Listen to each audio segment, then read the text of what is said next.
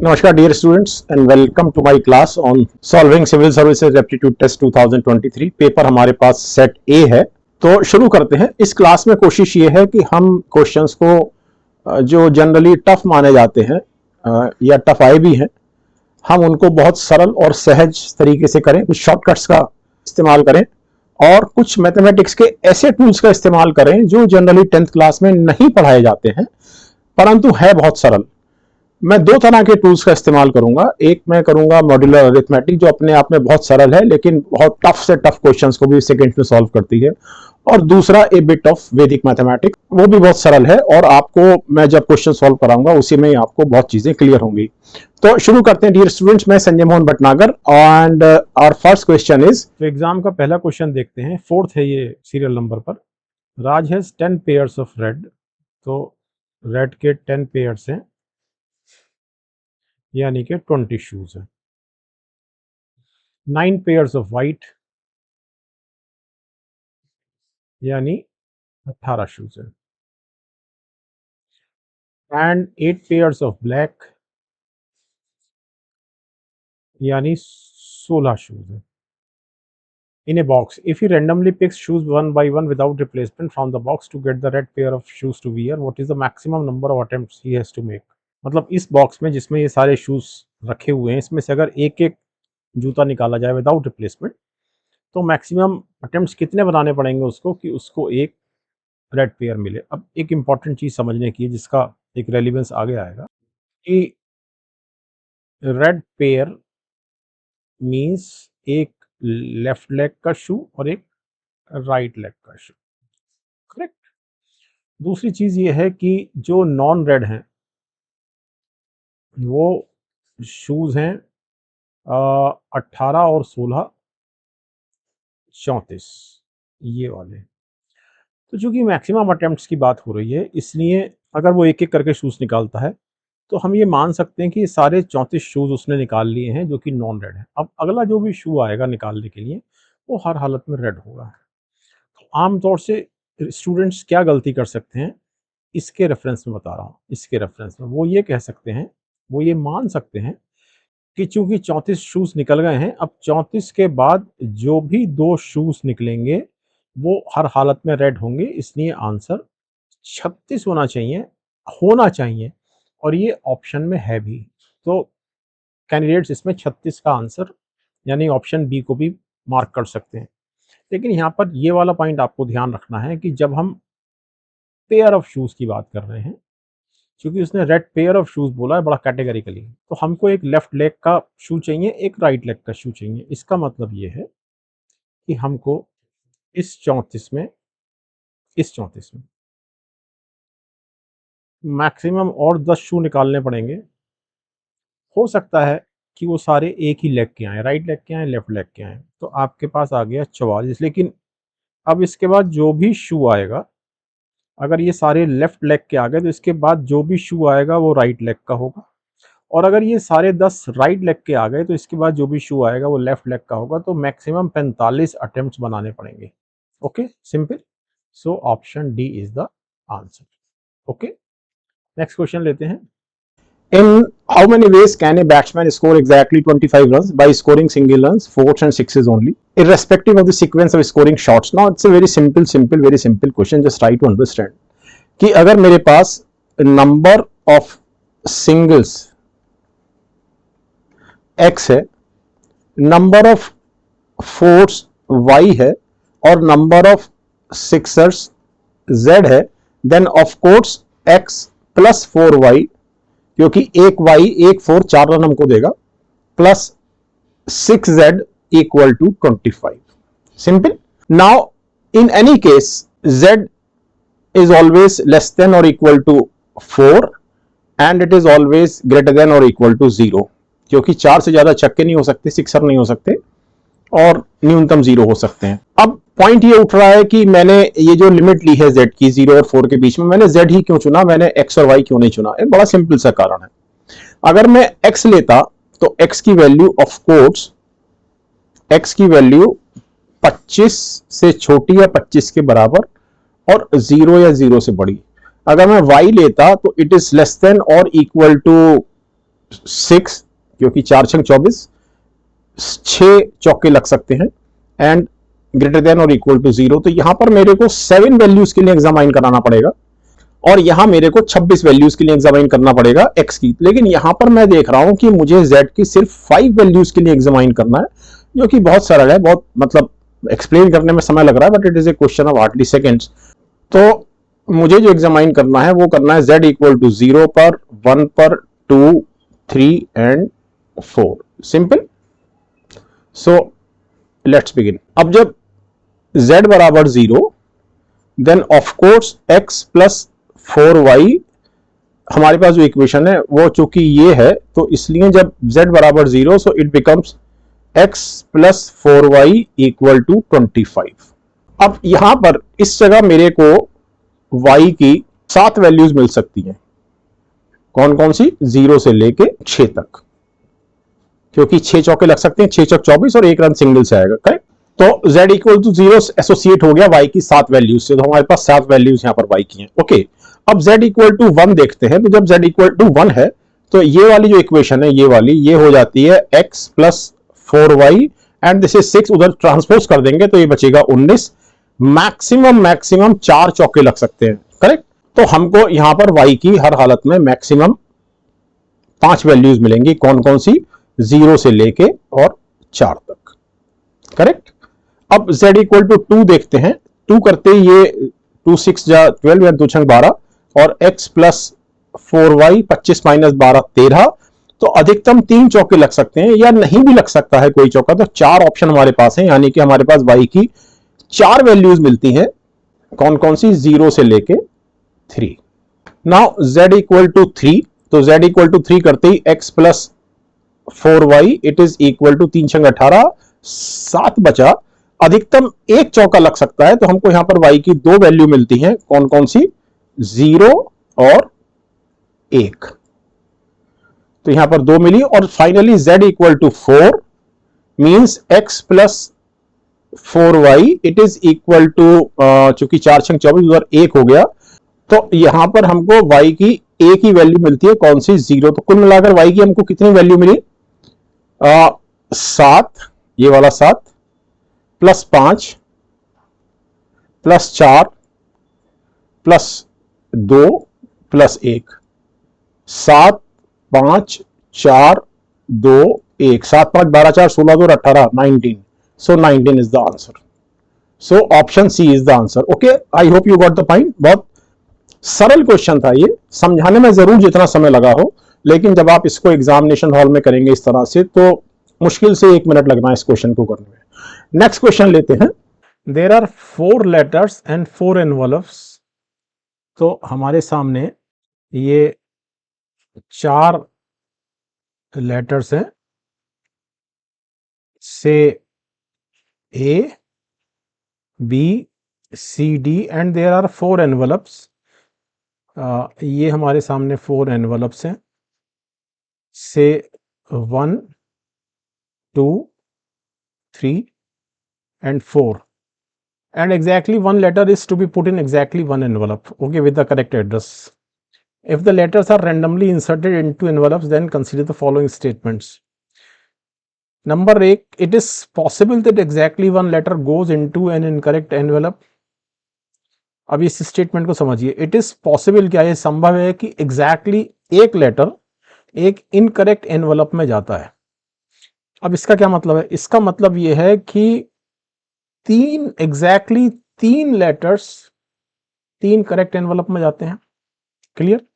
इसका मतलब चौथा लेटर जो बचा वो नेसेसरीली, जो चौथा एनवलप बचा है वो अब करेक्ट एनवलप बचा है, क्योंकि 3 लेटर्स 3 करेक्ट एनवलप में जा चुके हैं, तो चौथा लेटर तो नेसेसरीली करेक्ट एनवलप में जाएगा। इसलिए ये जो पहला स्टेटमेंट है ये गलत है। सो first statement is wrong. There are only 6 ways in which only 2 letters can go into the correct envelopes. अब ये बहुत सिंपल सवाल है कॉम्बिनेशन का। हमारे पास जो उपलब्ध एनवलप्स हैं वो हैं 4, और इसमें हमको 2 लेटर्स इस तरह से प्लेस करने हैं कि वो करेक्ट एनवलप में जाएं। Simple. And of course it is equal to 4 into 3 upon 1 into 2, so this is 6, बिल्कुल ठीक है। तो स्टेटमेंट 2 बिल्कुल ठीक है। कॉम्बिनेशन ये इसलिए लगाया है क्योंकि ऑर्डर मैटर नहीं कर रहा है। ये जो हम दो लेटर्स उठा रहे हैं इसमें हम पहला एनवलप पहला लेटर पहले उठाएं या पहला लेटर बाद में उठाएं, डजंट मेक एनी डिफरेंस, मतलब there is no order as such. अब एक चीज इसमें और देख लेते हैं कि ये 6 जो करेक्ट कॉम्बिनेशन बने हैं पॉइंट नंबर 2 के लिए, जो कि सही आंसर सही स्टेटमेंट है, ये कैसे बनेंगे? ये ऐसे बनेंगे कि दो लेटर से ए और बी करेक्ट एनवलप में जाएं, या दो लेटर ए और सी करेक्ट एनवलप में जाएं, या दो लेटर ए और डी करेक्ट एनवलप में जाएं, ओके, या दो लेटर बी और सी करेक्ट एनवलप में जाएं, या बी डी दो लेटर करेक्ट एनवलप में जाएं, या सी और डी दो लेटर करेक्ट एनवलप में जाएं। तो ये 6 कॉम्बिनेशंस बन रहे हैं। ध्यान रखिए हम कॉम्बिनेशन यूज कर रहे हैं, इसलिए A B is equal to B A, मतलब दो लेटर्स ए और बी करेक्ट एनवलप में जाते हैं या दो लेटर्स बी और ए करेक्ट एनवलप में जाते हैं, एक ही बात है, ओके। तो इसलिए स्टेटमेंट 2 जो है वो सही है, हमारा जो आंसर होगा इसमें वो होगा बी, ओके। नेक्स्ट क्वेश्चन लेते हैं। Okay, so this is the second question. What is the remainder when 85 into 87 into 89 into 91 into 95 into 96 is divided by 100? It is a simple, very easy question. We have been given 85 into 87 into 89 into 91 into 95 into 96 divided by 100. Then what is the remainder? Simple. अब ये देखिए आप कि 4 से ये 25 बार कटेगा और ये कटेगा 24 बार। 5 और 5 5 गुणा 5 है ये, है ना, तो मैं इस 5 से ये 17 बनाता हूं और इस 5 से 19 बनाता हूं। तो जो डिनोमिनेटर था यानी कि 100 जो डिनोमिनेटर था इसने पूरी तरह से डिवाइड कर दिया न्यूमरेटर को, सो reminder is 0। So option A is the answer. Okay. So that was such an easy question. Next question लेते हैं. What is the unit digit in the expansion of 57242 raised to power 9 into 7 into 5 into 3 into 1? ये बहुत ही सरल सवाल है। जब हम unit digit की बात करते हैं तो ब्रैकेट में ये जो नंबर लिखा हुआ है ये वाला, ये चाहे कितनी भी डिजिट का हो, डजंट मेक एनी डिफरेंस। जब हम यूनिट डिजिट की बात करेंगे तो हम इस नंबर की यूनिट डिजिट उठाएंगे, यानी कि हमको निकालना है 2 raise to power 9 into 7 into 5 into 3 into 1, ये जो संख्या बनेगी उसकी यूनिट डिजिट निकालनी है। अब ये भी बहुत सरल है। देखिए इसमें हमको एक बहुत छोटी सी चीज़ याद रखनी है और वो ये है कि 2 raise to power 5 equal to 32, मतलब 2 की घात जब 5 आएगा तो इसकी जो इंटीग्रल वैल्यू बनेगी यानी 32, उसकी यूनिट डिजिट 2 होगी। तो मैं इसको इस प्रकार लिखता हूँ 2 raise to power 5 into 2 raise to power, आपको समझाने के लिए कुछ स्टेप्स एक्स्ट्रा लिए जा रहे हैं, into 2 raise to power 7 into 2 raise to power 5 into 2 raise to power 3 into 2 raise to power 1। Simple. Now this is 2 raise to power 5 अलग कर लिया हमने, इंटू ये जो 2 रेज़ टू पावर 4 है इसको हमने इससे गुणा किया, so it is 2 raise to power 5, correct. ये 2 रेज़ टू पावर 7 है, इसको मैंने 2 रेज़ टू पावर 5 लिखा और इसमें जो 2 बचा, 2 की घात 2 बचा, उसको हमने यहाँ गुणा किया, तो इस वाले को मैंने ऐसे ही उतारा और ये 2 की घात 3 जो है वो 2 की घात 5 हो गया, करेक्ट। तो 2 की घात 5 की यूनिट डिजिट 2, इसकी भी 2, 2 गुणा 2 गुणा 2, ये फिर से 2 की घात 5 यानी 32, सो 2 इज द आंसर। ये एक बहुत सरल सवाल था, option A is the answer, okay. Next question लेते हैं। So this is again a very simple question. If ABC and DEF are both 3-digit numbers such that A, B, C, D, E and F are distinct non-zero digits such that ABC plus DEF equal to 1111, then what is the value of A plus B plus C plus D plus E plus F? Now this is such an easy question. Try to understand one thing, this thing. Suppose we have 345 3-digit number, तो इसको हमेशा हम लिख सकते हैं 3 into 100 plus 4 into 10 plus 5. Simple. For example, 719 can be written as 7 into 100 plus 1 into 10 plus 9. So 10. Okay, simple. इसी तरह से ABC, this number which is given, can always be written as 100A plus 10B plus C, and DEF can be written as 100D plus 10E plus F. इन दोनों को हम जोड़ देंगे क्योंकि इस क्वेश्चन में इनको जोड़ा गया है ABC प्लस DEF, तो ये हो गया 100 into A plus D plus 10 into B plus E plus C plus F, and this is equal to 1111. Now 111 can always be written as 100 into 10 into 10 plus 11. Simple, means this is 1000, this is 100, and this is 11. Simple. Now A plus D has been replaced by 10, so A plus D. इसी तरह से B plus E has been replaced by 10, और इसी तरह से C plus F replaced by F, so A plus D is 10. It is B plus E. B plus E is 10 and C plus F is 11, so it is 31. So it was such an easy question. Option D is the answer. ये एक बहुत आसान सवाल था. I mean, इस सवाल को अगर आपको ये थोड़ा सा बेसिक आइडिया है कि 3 डिजिट नंबर या 2 डिजिट नंबर या 4 डिजिट नंबर किस तरह से लिखे जाते हैं एक्सपेंशन करके 10 की पावर्स के टर्म्स में. 10 की पावर्स के टर्म्स का मतलब ये है कि ये लिखा हुआ है 10 स्क्वायर इंटू ए, ये लिखा हुआ है 10 की रेज़्ड पावर 1 इंटू बी, और ये लिखा हुआ है 10 raised to power 0 into C, because 10 raised to power 0 is equal to 1. अगर आपको किसी भी नंबर को इस तरह से लिखना आता है तो इस तरह के क्वेश्चन बहुत सरल हैं. नेक्स्ट क्वेश्चन लेते हैं.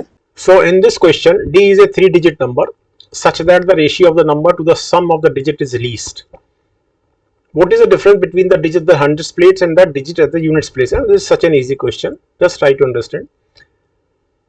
3 डिजिट नंबर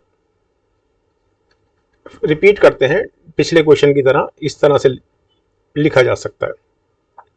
इस नंबर को डिवाइड करना है a प्लस बी प्लस सी से कुछ इस तरह से कि ये जो रेशियो है ये लीस्ट या मिनिमम होना चाहिए.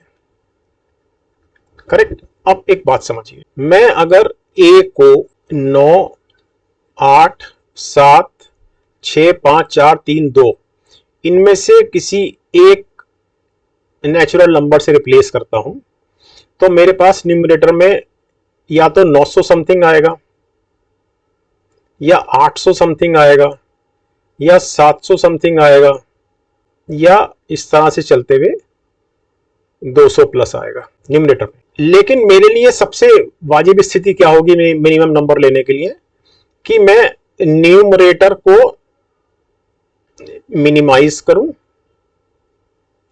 और डिनोमिनेटर को मैक्सिमाइज करूं. सिंपल. तो न्यूमरेटर मिनिमाइज कब होगा? जब a बराबर 1 होगा. ओके. तो हमने न्यूमरेटर में a को 1 रखा और डिनोमिनेटर में भी a को 1 रखा. अब हमें इसमें b जोड़ना है और फिर c जोड़ना है. Now just try to understand. Denominator को मैक्सिमाइज करने के लिए जरूरी यह है कि मैं यहां पर 9 लाऊं, 9, क्योंकि मेरे पास जो डिनोमिनेटर है उसकी सबसे बड़ी वैल्यू इस कंडीशन के साथ कि 100 प्लेस पर 1 है 199 हो सकती है. तो अगर मैं यहां 9 लाता हूं तो ऑफ कोर्स ये 9 आ गया. अब बची बीच वाली प्लेस. तो अगर मैं यहां पर भी 9 लाता हूं और ये भी 9 लाता हूं, सो दिस इज 199 अपॉन 9 दूनी 18 और 1 19, और ये हमारा मिनिमम रेशियो है. सो 199 upon 19 is having the minimum ratio. हमें चाहिए what is the difference between the digit 100 place, यानी कि 1 और 9 का अंतर हमको चाहिए. 100 प्लेस पर 1 है और यूनिट प्लेस पर 9 है, तो हमको 9 माइनस 1 चाहिए and that is equal to 8. So option C is the answer. अगला क्वेश्चन लेते हैं. three of the five positive integers p, q, r, s and t are even and two of them are odd, not necessarily in order. Consider the following two statements. पहला statement है p plus q plus r minus s minus t is definitely even, और दूसरा statement है 2p plus q plus 2r minus 2s plus t is definitely odd. पहला statement, first statement is definitely correct. Definitely correct. देख के मालूम चल रहा है, अब कैसे चल रहा है वो मैं आपको एक्सप्लेन कर देता हूं. देखिए, एक बड़ी सिंपल सी चीज ये समझिए, कोई भी अलजेब्रिक एक्सप्रेशन हो सिंगल डिग्री में, जैसे p plus Q plus are minus S minus T है, तो इससे कोई फर्क नहीं पड़ता कि इस सीक्वेंस ऑफ नंबर्स में, यानी कि p plus Q plus are minus S minus t में जो सीक्वेंस ऑफ नंबर्स दी गई है, इसमें ऑड नंबर या इवन नंबर कहां प्लेस होता है. I mean 2 minus 3 is as good as minus 3 plus 2. You got my point. तो इस नजरिए के साथ हम लोग बात शुरू करते हैं. मैं एक्सप्लेन कर देता हूं इसको कि मैंने इसको डेफिनेटली करेक्ट क्यों कह दिया कि हाँ ये डेफिनेटली इवन है. आपको समझाने के लिए मैं ये मानता हूं कि p q r ये इवन है, तो इनको मैं 2a 2b और 2c लिख देता हूं, तो ये इवन हो क्योंकि मैंने 2 से गुणा कर दिया. और s को मैं ऑड लिख देता हूं, तो ऑड के लिए मैं 2d प्लस 1 या माइनस 1 जो भी आप लिखना चाहें, ये ऑड नंबर लिखने का तरीका है. 2d इज इवन, और इवन में अगली संख्या हमेशा ऑड आएगी, तो 2d प्लस 1 या माइनस 1 ऑड होगा. इसी तरह से हमने t भी सम 2f प्लस 1 कर दिया. ठीक है, अब ये देखिए, ये हो गया 2a, क्योंकि p plus Q plus are minus S minus T है, so it is 2a plus 2b plus 2c minus minus common निकाल लिया मैंने, s को मैंने लिखा 2d प्लस 1, और ये हो गया 2f प्लस 1. अब obviously this is even, this is even, this is even, so this is even. 2d is even, 2f is even, और 1 plus 1 is 2, so this complete expression is even. तो even minus even is equal to even. तो even हो गया. अब आप ये भी कह सकते हैं कि इसमें p q r में से कोई एक नंबर या दोनों नंबर ऑड थे, और s और t में कोई एक नंबर इवन था, कह सकते हैं. तो हम इस बार दूसरा ले लेते हैं, इसको हम ऑड मान ले लेते हैं. अब ये हमारे पास ऑड हो गया, और इसको हम इवन मान लेते हैं, क्योंकि हमको दो ही ऑड चाहिए. तो हमारे पास p ऑड है और s ऑड है. तो यहां पर इस बार मेरे पास जो होगा p plus Q plus r, ये हो जाएगा 2a प्लस 1, ये तो p हो गया, plus 2b plus 2c, minus common निकाल लिया मैंने, और s हमारा हो गया 2d प्लस 1, और फिर मेरे पास है 2f, so it is 2f. तो देखिए, इस प्लस 1 से ये माइनस 1 कट गया, और बाकी this is even, this is even, this is even, this is even, this is even, so it is definitely even. और अगर हम एक में से माइनस एक ना भी काटें, सो this is odd, odd, even, even, तो इवन, ये even, even, so even plus odd is always odd. Similarly odd plus even odd, but odd minus odd is even. तो इसको मैंने इसी कारण से देखते ही बोल दिया था कि पहला स्टेटमेंट तो डेफिनेटली इवन है. अब हम दूसरे स्टेटमेंट की बात करते हैं. दूसरा स्टेटमेंट डेफिनेटली ऑड है. अभी मैं आपको समझा देता हूं, बिल्कुल इसी तरीके से जैसे मैंने आपको समझाया है. अब देखिए यहां पर, बल्कि ये तो और सरल है, ये 2p plus 2r minus 2s, इसको इसको और इसको मैंने अलग निकाल लिया, q प्लस t अलग कर लिया. Now this is even, correct. इससे कोई फर्क नहीं पड़ रहा कि ये p r s अपने आप में ऑड है या इवन है, क्योंकि 2 से मल्टीप्लाई हो रहा है, तो तीनों नंबर इवन है. अब एक कंडीशन ये हो सकती है कि ये दोनों ऑड हों, बोथ आर ऑड, करेक्ट. तो जब बोथ आर ऑड हैं, तो odd plus odd is even, so even plus even is even, so definitely odd. गलत हो गया. दूसरी कंडीशन क्या हो सकती है, एनी वन इज ऑड. तो यहां पर अगर कोई एक ऑड है और दूसरा ऑड इधर आ रहा है, तो डजंट मेक एनी डिफरेंस, क्योंकि ऑड को 2 से गुणा हो रहा है तो इवन हो रहा है, तो ये तो हर हालत में इवन होगा. अब यहां पर इसमें चूंकि एक ऑड है एक इवन है, तो ये ऑड हो गया, तो रिजल्ट इज ऑड। तो एक बार इवन आ गया, एक बार ऑड आ गया। अब मुझे आगे इसमें करने की जरूरत ही नहीं है कि बोथ आर इवन, क्योंकि अगर बोथ आर इवन तो ये भी इवन और ये भी इवन, तब इवन हो जाएगा। इसका मतलब ये है कि ऑड भी हो रहा है, और यानी कि ये ऑड भी हो रहा है और इवन भी हो रहा है। So it is not definitely odd. इसका मतलब सेकंड स्टेटमेंट गलत है। हमारा जो आंसर है वो होगा option A. So this 15th question is again very simple. Consider the following in respect of prime number p। तो एक प्राइम नंबर p दिया गया है एंड एक कंपोजिट नंबर है जिसको लिखा गया है c से। रेफरेंस के लिए बता दूं कि प्राइम नंबर्स वो होते हैं जो या तो एक से या नंबर इटसेल्फ सिर्फ दो नंबर से डिवाइड होते हैं, जैसे, और ये दोनों डिस्टिंक्ट होने चाहिए, जैसे 2, 3, 5, 7, 11, 13, 17, 19, 23 and so on, but not 1। But not 1 क्योंकि 1 जो है वो 1 से भी डिवाइड हो रहा है, नंबर इटसेल्फ से डिवाइड हो रहा है, लेकिन डिस्टिंक्ट नहीं है। Okay, so 1 is not a prime number. अब कंपोजिट नंबर की बात करते हैं। कंपोजिट नंबर वो सारे नंबर हैं जो मिनिमम ऑफ 3 नंबर से डिवाइड हो रहे हैं, यानी कि 1 और इटसेल्फ से डिवाइड होंगे ही होंगे। जैसे हम 9 का उदाहरण लें तो ये 1 से भी डिवाइड होगा, 9 से भी डिवाइड होगा, लेकिन ये 3 से और डिवाइड होगा। तो ऐसा कोई भी नंबर जो 1 से, स्वयं से और किसी एक और संख्या से डिवाइड होता हो, ऐसे नंबर कंपोजिट नंबर कहलाते हैं। ओके, सवाल है कि क्या p प्लस सी upon p minus see even हो सकता है? बिल्कुल हो सकता है, देखने से ही मालूम चल रहा है। 3 प्लस 9 अपॉन 3 माइनस 9, 3 प्राइम है, 9 कंपोजिट है। 9 और 3 12 upon minus 6 minus 2, so minus 2 is even, तो यस। सो पहला पॉइंट हो गया यस। दूसरा पॉइंट देखते हैं। 2p plus c can be odd, of course. 2p यानी कि मैंने फिर से p 3 लिया, तो 2 गुणा 3 2p, और ऑड मैंने सॉरी कंपोजिट फिर से मैंने 9 लिया, तो 3 दूनी 6 और 9 15, तो ये ऑड है। तो ये दूसरा स्टेटमेंट भी बिल्कुल ठीक है। तीसरा स्टेटमेंट है pc कैन बी ऑड, तो pc मैंने p फिर से 3 लिया, c मैंने फिर से 9 लिया, तो it is 27 odd, so yes. तो all 3 statements are correct, so option D is the answer. एक बहुत सरल सवाल था। Let us see this 16th question. A 3-digit number ABC on multiplication with D gives 3700 DD, where A, B, C, D are different non-zero digits. What is the value of A plus B plus C?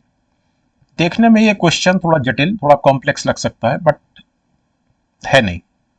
तो देखिए इस चीज को, A, B, C जो संख्या है वो हर हालत में 100A plus 10B plus C के रूप में लिखी जा सकती है, और इस संख्या को हम गुणा कर रहे हैं D से,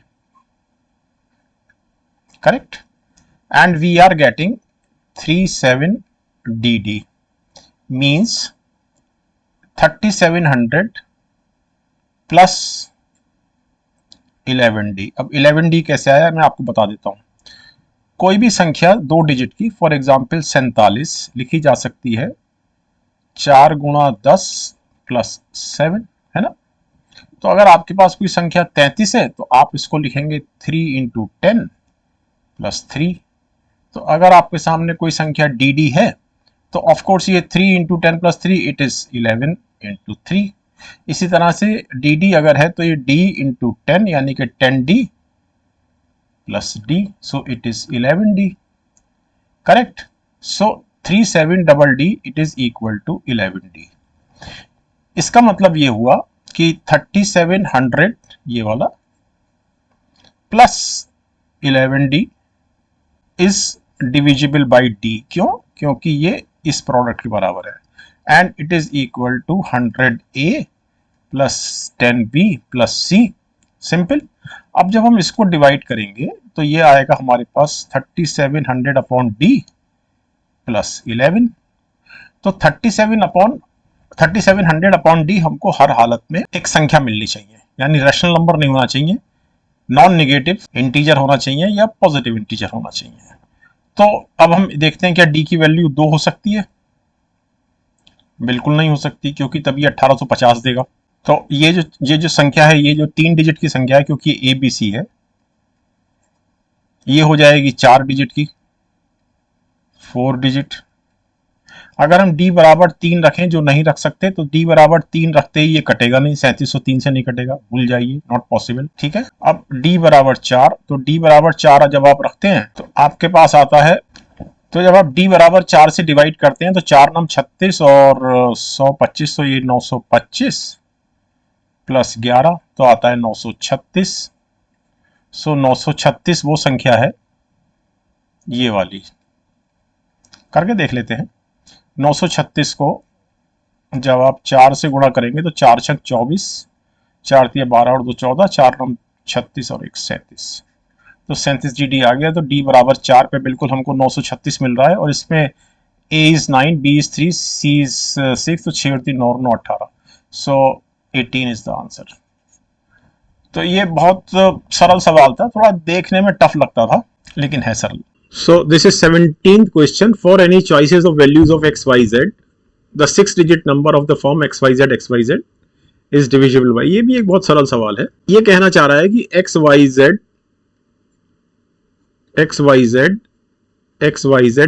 कोई भी संख्या हो सकती है। फॉर एग्जाम्पल 1 2 3 1 2 3, तो ये जो संख्या है, या 3 4 7 3 4 7 ये संख्या है, या 5 6 9 5 6 9।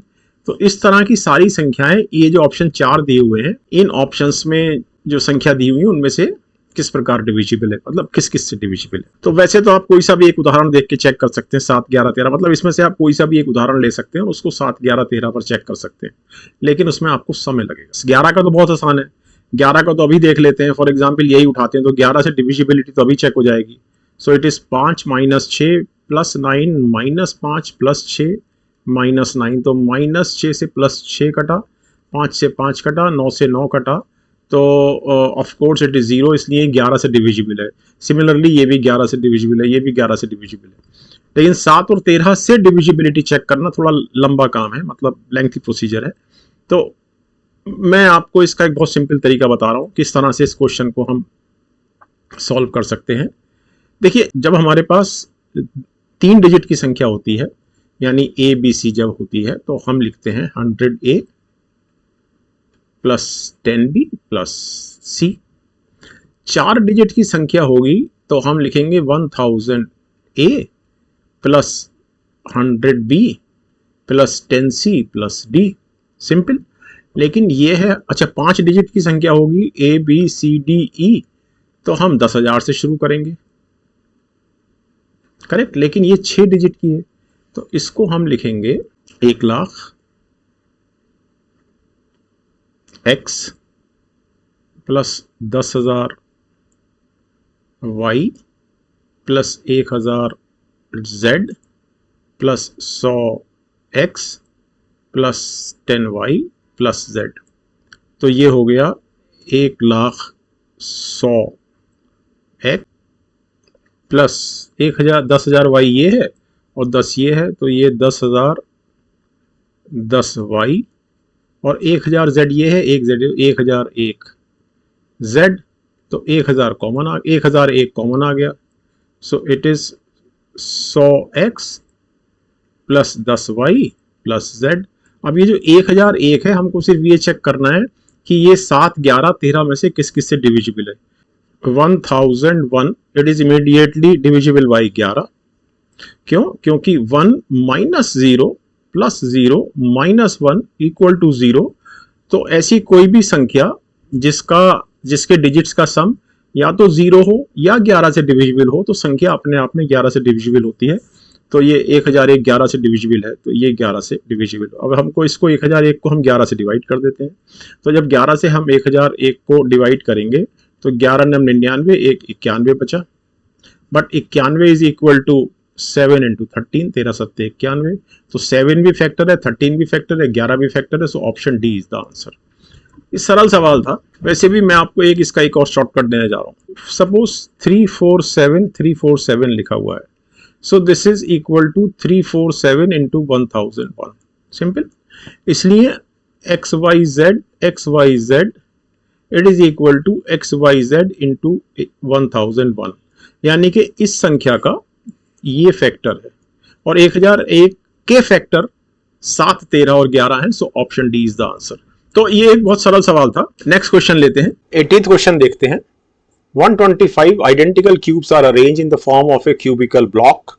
How many cubes are surrounded by other cubes from each side? एक तो चीज ये है कि सारे क्यूब्स जो हैं वो इस तरह से हैं और ये जो छोटे क्यूब हैं इनका साइज है छोटे क्यूब का 1 into 1 into 1 equal to 1 cubic centimetre. ठीक, अगर हम क्यूबिक सेंटीमीटर में देखते हैं वॉल्यूम, और इसलिए 125 क्यूब्स है क्योंकि साइड हमारी है 5 गुणा 5 गुणा 5 equal to 125।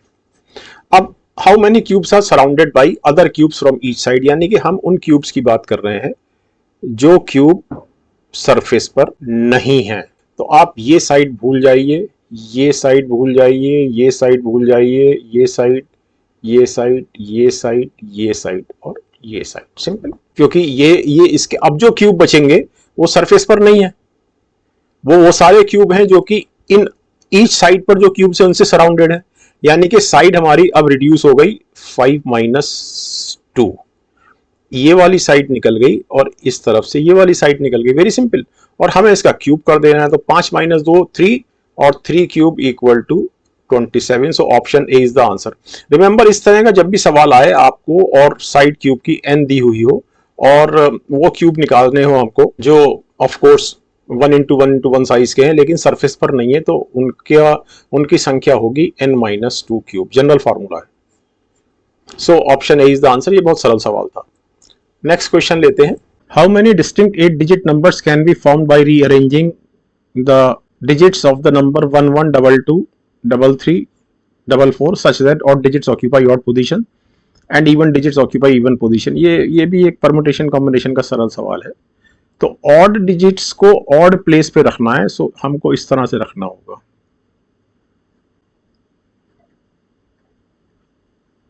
Simple, first position, third position, fifth position, seventh position जहां पर ऑड नंबर है, second position, fourth position, six position, eighth position जहां पर इवन नंबर है। तो जो हमारे पास ऑड नंबर है उनकी सीक्वेंस है ये, और जो इवन नंबर या इवन पोजीशन पर रखे हुए नंबर हैं उनकी सीक्वेंस है। अब सवाल है कि इसके कितने परम्यूटेशंस और इसके कितने परम्यूटेशन बन सकते हैं और दोनों की गुणा कर देनी है। तो 11 33 के जो परम्यूटेशन बन सकते हैं, चूंकि ये 4 डिजिट हैं तो फैक्टोरियल 4 डिवाइडेड बाई, क्योंकि एक रिपीट कर रहा है 2 बार तो फैक्टोरियल 2 से डिवाइड होगा। इसी तरह से 3 भी रिपीट कर रहा है तो फैक्टोरियल 2 से डिवाइड होगा। सिमिलरली यहां पर भी फैक्टोरियल 4 परम्यूटेशंस हो सकते हैं, लेकिन 2 रिपीट हो रहा है 2 बार तो फैक्टोरियल 2, और 4 भी रिपीट हो रहा है तो फैक्टोरियल 2। तो फैक्टोरियल 4 इज 4 गुणा 3 गुणा 2 और नीचे 2, फैक्टोरियल 2 इज 2, सो 2 गुणा 2, और सिमिलरली हेयर 4 गुणा 3 गुणा 2 अपॉन 2 गुणा 2। सो दिस इज 6 गुणा 6 इक्वल टू 36। मतलब ये वाला परमुटेशन 6 परमुटेशन मिल सकते हैं हमको। मतलब इसके आंसर तो आ गया है, इट इज ऑप्शन सी, लेकिन इसके 6 परमुटेशन कैसे बनेंगे आप चाहें तो मैनुअली भी कर सकते हैं, उसमें थोड़ा समय लगेगा। और जब हम मैनुअली परमुटेशन बनाते हैं तो कई बार कोई परमुटेशन छूट सकता है, लेकिन फिर भी मैं आपको 6 परमुटेशन बनाकर दिखाता हूं। सो पहला परमुटेशन तो यही है, दूसरा परमुटेशन हो गया 1 3 1 3, नेक्स्ट परमुटेशन हो गया 1 3 3 1, सिंपल। चौथा परमुटेशन हो गया 3 3 1 1, इसके बाद हो गया 3 1 3 1, फिर हो गया 3 1 1 3। 6 परमुटेशन हो गए, सिंपल। लेकिन इसमें कई बार छूट सकता है आपसे कोई परमुटेशन, तो आपका आंसर गलत हो जाएगा। तो हमेशा कोशिश कीजिए कि परमुटेशन को आप प्रॉपरली कैलकुलेट करें। नेक्स्ट क्वेश्चन लेते हैं। सो this is 20th question. A, B, C working independently can do a piece of work in 8, 16 and 12 days respectively. A alone works on Monday, B alone works on Tuesday, C alone works on Wednesday, A alone again works on Thursday and so on. Consider the following statement. अब ये दो statement दिए गए हैं और फिर बताना है कि कौन से स्टेटमेंट सही हैं। शॉर्टकट से करते हैं इसको। शॉर्टकट मतलब एक ऐसे तरीके से करते हैं जिसमें हम डिवीजन से बचेंगे। डिवीजन से बचने का बहुत बड़ा कारण ये है कि फ्रैक्शंस आमतौर से आपको गलती करने के लिए उकसाते हैं, मतलब भाग करना पड़ता है ना, और रैशनल नंबर्स होते हैं तो कई बार उनको जोड़ना घटाने में, एलसीएम लेने में आपको बहुत दिक्कतों का सामना करना पड़ता है। और इस चीज को ध्यान में रखते हुए कि समय भी बड़ा कीमती है और एक एक नंबर महत्वपूर्ण है, जिस तरह से पेपर सीएसईटी का tough and tough and tougher tougher tougher आ रहा है। तो मैं इसको बहुत सिंपल तरीके से करूंगा। मैं 8, 16 और 12 का एलसीएम लेता हूं। मैं आपको बताऊंगा मैंने एलसीएम क्यों लिया। 8, 16 और 12 का मैं एलसीएम लेता हूं। ये वो संख्याएं हैं जो हमको यहाँ ये दी गई है ना। और एलसीएम निकालने का तरीका ये होता है, जब आपके पास 2, 3 या 4 संख्याएं हैं तो उसका शॉर्टेस्ट तरीका ये है कि जिन संख्याओं की एलसीएम निकालना है उन संख्या में से, उन नंबर्स में सबसे बड़ी संख्या उठा लीजिए। 16 है यहाँ, और 16 का पहाड़ा पढ़ना शुरू कीजिए। 16 एकम 16, 16 में बाकी 12 का भाग नहीं जाता। 16 दूनी 32, 16 तिया 48, 48 में 8 का, 16 का, 12 का, तीनों का भाग जाता है। तो इसका एलसीएम आया 48। तो हम ये मानकर चलते हैं कि जो टोटल वर्क है वो 48 पी यूनिट है, जहां पर पी कोई भी पॉजिटिव इंटीजर है। इसका मतलब ये है कि ए एक दिन में 6p काम करेगा क्योंकि वो 8 दिन में तो खत्म कर देता है। बी एक दिन में 3p यूनिट काम करेगा क्योंकि वो 16 दिन में खत्म करता है। और सी एक दिन में 12 चौक 48 4p काम करेगा। यहां तक कोई दिक्कत नहीं है। अब ये देखिए कि इसने मंडे को काम किया, इसने ट्यूसडे को काम किया, इसने वेडनेसडे को काम दिया। तो ये हमारे पास 6 और 3 9 और 4 13p काम निपट गया। टोटल काम 48p है। अब मंडे, ट्यूसडे, वेडनेसडे, अब थर्सडे आ गया। फिर ये फ्राइडे को फिर से बी को मिल गया काम, और सैटरडे को मिला सी को। तो 6 और 3 9 और 4 13p, और फिर यहाँ पर 13p, यानी कि यहाँ पर 13p हो गया इन 3 दिनों में, और फिर ये 13p हो गया। तो 13 दूनी 26 तो हो चुका। हमको तो आना जाना है 48 तक। तो 13 दूनी 26 और 13 तिया 39। तो अभी हमको एक बार और देखना है। तो सैटरडे, संडे, मंडे और ट्यूसडे, तो यहां तक काम हो गया हमारा 39p। अब हमारे पास काम बचा 9p। 9p में 6p काम यहां हुआ, यानी कि Thursday, Saturday, Sunday, Monday, Tuesday. Wednesday को काम यहां हुआ, और थर्सडे को 3p, 6 और 3 9p कंप्लीट हो गया। तो यहां पर 9p काम हुआ। तो 13 तिया 39 और 9 48p, 48p काम खत्म हो गया। काम खत्म कब हुआ? थर्सडे को खत्म हुआ। तो हमारा एक जो पहला जो स्टेटमेंट है कि the work will be finished on Thursday, ये बिल्कुल सही है। इसमें मैंने कहीं भी, आप देखिए, कोई कैलकुलेशन नहीं हुआ है, कहीं कोई आकलन, कोई गुणा भाग कुछ नहीं हुआ है। और दूसरा स्टेटमेंट है the work will be finished in 10 days. तो 3 3 6 3 9 और 2 11 काम 11 दिन में कंप्लीट हुआ है। तो इसका आंसर है ए, पहला स्टेटमेंट सही है।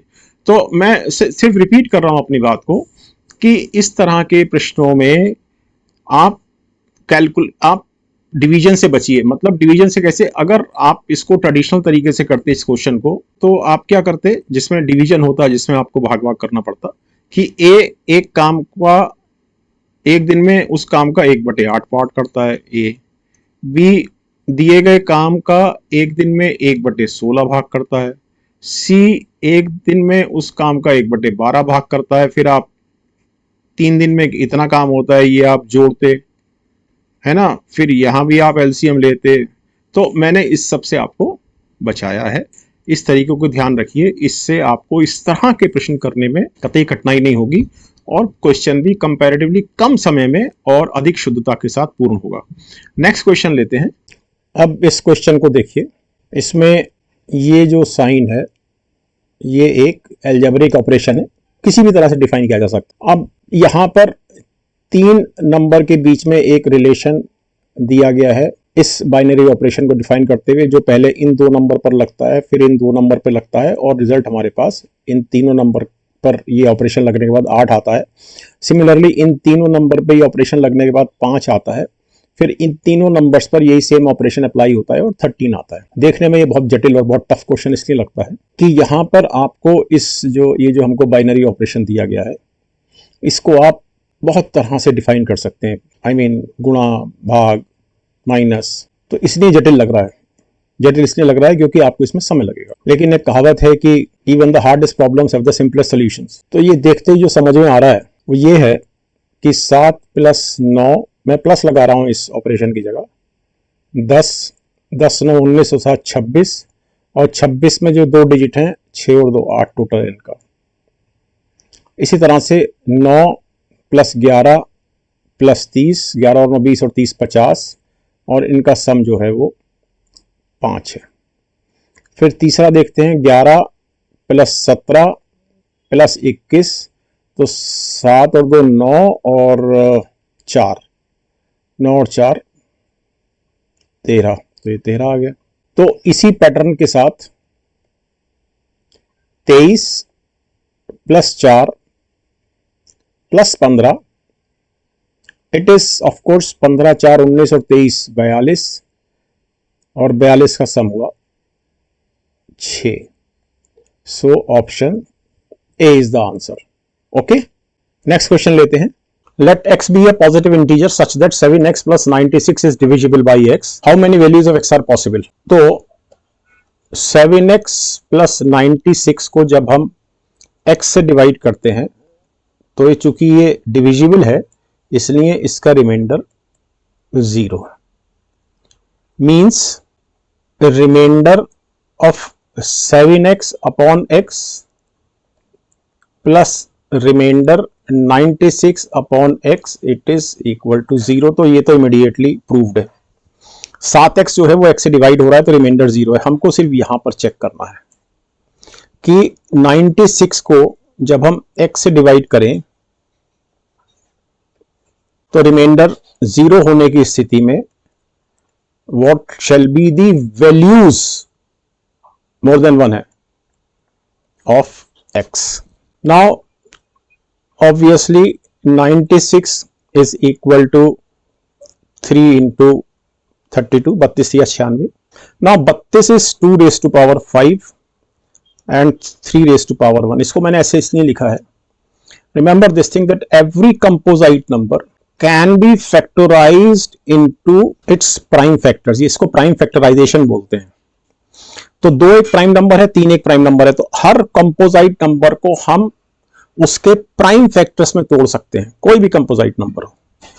अब जो सिंपल शॉर्टकट में यहां लगाने जा रहा हूं जो मॉड्यूलर अरिथमेटिक से आता है वो ये है कि इस 96 को जो नंबर्स डिवाइड करेंगे यानी कि इसके फैक्टर्स, उनकी संख्या क्या होगी, तो जस्ट ट्राई टू अंडरस्टैंड। वो होगी ये जो पावर 5 आप देख रहे हैं इसमें 1 जोड़िए गुणा ये पावर 1 में 1 जोड़िए, सो इट इज 6 into 2 12। तो 12 फैक्टर्स होंगे 96 के, तो option C is the answer. Got it? मतलब मैं इसको ऐसे बोल देता हूं कि अगर हमारे पास एक नंबर ए है कंपोजिट नंबर और इसका जो प्राइम फैक्टराइजेशन है वो कुछ इस तरह से p raised to power m, q raised to power n, r raised to power s। Okay, तो इसके जो टोटल फैक्टर्स होंगे वो होंगे m+1 गुणा n+1 गुणा s+1 and so on so on so on. Simple. अब आपने यहां ये भी देखा कि मॉड्यूलर अरिथमेटिक का इस्तेमाल करते हुए हमने 96 के नंबर ऑफ फैक्टर्स, उसने एक्चुअली नंबर ऑफ फैक्टर्स ही मांगा है, उसने फैक्टर्स नहीं मांगे हैं। नंबर ऑफ फैक्टर्स हमने कितनी आसानी से निकाल लिए। अगर आपको ये शॉर्टकट ना आता होता तो आप 96 equal to 3 into 2 into 2 into 2 into 2 करते, फिर आप तमाम परमुटेशन कॉम्बिनेशन बनाते, 3 दूनी 6, 6 दूनी 12, 12 दूनी 24। You got the point? तो इसमें आपको समय लगता और इस बात की भी कोई गारंटी नहीं थी कि आपने सारे फैक्टर्स काउंट कर लिए। ओके, नेक्स्ट क्वेश्चन लेते हैं। If P, Q, R and S are distinct single digit positive numbers, then what is the greatest value of P plus Q into R plus S? दो चीज़ें यहाँ समझनी ज़रूरी हैं, और वो इसलिए है कि इस क्वेश्चन में मैं एक छोटा सा इनपुट परमुटेशन एंड कॉम्बिनेशन से लेना चाह रहा हूँ। उसका कारण ये है कि परमुटेशन कॉम्बिनेशन से रिलेटेड क्वेश्चंस आते हैं CSAT में। जिन बच्चों का एक मैथमेटिकल बैकग्राउंड नहीं है, उनको परमुटेशन कॉम्बिनेशन समझने में थोड़ा परेशानी होती है। इसलिए यहाँ पर एक छोटा सा इनपुट है परमुटेशन कॉम्बिनेशन का। दो चीज़ें समझनी है, P plus Q is equal to, P plus Q into R plus S is equal to R plus S into P plus Q, एक। दूसरा, P plus Q is equal to Q plus P, simple. इसी तरह से R plus S is equal to S plus R. अब हमारे पास जो चार संख्याएं हम उठाएंगे greatest value of P plus Q into R plus S लेने के लिए, वो होंगी 9876, यानी कि P Q R S की वैल्यू आइदर 9 और 8 और 7 और 6 होंगी। अब समझने की चीज़ ये है यहाँ पर कि हमारे पास कितने कॉम्बिनेशन बनेंगे इन चार संख्याओं से। तो हम चार में से दो संख्याएं उठा रहे हैं, तो 4C2 कॉम्बिनेशन इसलिए लिया कि P plus Q is equal to Q plus P, तो इससे कोई फर्क नहीं पड़ता कि आपका ऑर्डर क्या है। जब ऑर्डर डज नॉट मैटर, जब पिकअप की जाने वाली संख्याओं का या पिकअप किए जाने वाले ऑब्जेक्ट्स का ऑर्डर मैटर नहीं करता है, तब हम कॉम्बिनेशन लगाते हैं, और जब ऑर्डर्स मैटर करता है तो परमुटेशन लगाते हैं। तो 4C2 is equal to 4 into 3 upon 1 into 2, so 6 combination बनेंगे, और वो इस तरह से बनेंगे 9 प्लस 8, पहले मैं P प्लस क्यू लिख रहा हूँ, 9 plus 7 and 9 plus 6 into 7 plus 6 into 8 plus 6 into 8 plus 7, that's all. ठीक है, 6 बन गए। अब इसकी वैल्यू हुई 9 और 8 17 गुणा 7 और 6 13, so this is equal to 13 7 91, 9 बचा, 13 कम 13 और 9 22, 9 प्लस 7 हो गया 16 और 8 और 6 14, सो इट इज 16 चौक 64 और 16 कम 16 और 6 22, 224, और ये हो गया 15 गुणा 15 मीन्स 225, सो 225 हमारी मैक्सिमम वैल्यू है, और 230 तो कहीं पिक्चर में आता ही नहीं है, so option B is the answer. Okay, next question लेते हैं। A number n is formed by writing n for 99 times. What is the remainder if n is divided by 13? देखने में ये बहुत कठिन और एक जटिल सवाल लग सकता है, लेकिन इस क्वेश्चन को मैं मॉड्यूलर अरिथमेटिक की सहायता से करूंगा, और आप देखेंगे कि कितना क्विकली और कितना एक्यूरेटली ये होगा। Just try to understand one thing, कि अगर 9 एक बार लिखा गया है, so it is 10 raise to power 1 minus 1, 10 में से 1 गया 9। अगर 9 दो बार लिखा गया है, then it is 10 raise to power 2, तो जितने 9 है उतने हम पावर चढ़ा रहे हैं, माइनस 1, 100 माइनस 1, दैट इज 99। अगर ये 999 है, then it is 10 raise to power 3, यानी कि 1000 माइनस 1। इस तरह से 9 को 99 बार लिखा गया है, then it is 10 raise to power 99 minus 1। अब ये जो 10 रेज टू पावर 99 माइनस 1 है, it is divided by 13 and we have to find out the remainder. Simple. अब यहां पर मॉड्यूलर अरिथमेटिक को समझिए कि 10 को जब हम 13 से डिवाइड करते हैं तो हमारे पास -3 बचता है। क्यों? क्योंकि ये -3 इधर ट्रांसपोज होगा, 13 हो जाएगा। मैं आपको एक लाइन एक्स्ट्रा लिख के समझा देता हूं। ये 13 हो जाएगा, ये 0 हो जाएगा, मॉड 13 मींस 13 से जब आप 13 को डिवाइड करते हैं तो रिमाइंडर 0 आता है। तो जब हम 10 को 13 से डिवाइड करते हैं तो रिमाइंडर -3 आता है। इसको मैं समझा भी देता हूं कैसे आ जाएगा, कि 10 को हमने 13 से डिवाइड किया तो 13 ही कम 13, सो ये -3 रिमाइंडर बचा। सिंपल। अब हमको इसको उठाना है, इस वाले मॉड्यूलर रिलेशन को, और इसी पर हम आगे काम करेंगे। नेक्स्ट पेज ले लेते हैं। So we have 10 equal to -3 mod 13। अब यहां पर अगर मैं स्क्वायर करता हूं दोनों तरफ तो मेरा पर्पस सॉल्व नहीं होता, क्योंकि 10 स्क्वायर इक्वल टू 9 मॉड 13, क्योंकि 9 और 13 में मैं कोई ऐसा रिलेशन फिलहाल नहीं बना पा रहा हूं जिससे मेरे को यहाँ पर 1 या -1 मिल सके।